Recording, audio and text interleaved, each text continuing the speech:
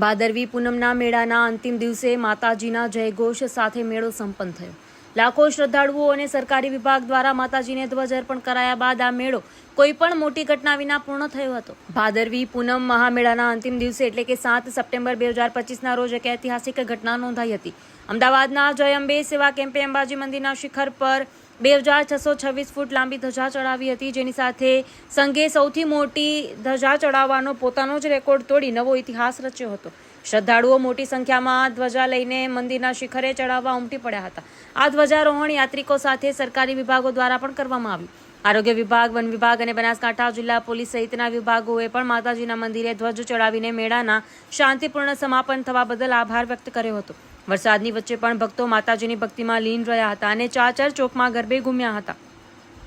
વરસાદ હોવા છતાં ભક્તોનો ઉત્સાહ અદ્ભુત જોવા મળ્યો હતો, જે અંબાજીના આધ્યાત્મિક મહત્વને ઉજાગર કરે છે. તંત્રએ ભીડ નિયંત્રણ અને સુરક્ષા માટે વ્યાપક વ્યવસ્થા કરી હતી, જેના કારણે મેળો સફળતાપૂર્વક સંપન્ન થયો હતો. Story report by Jignesh Makwana, Ambaji.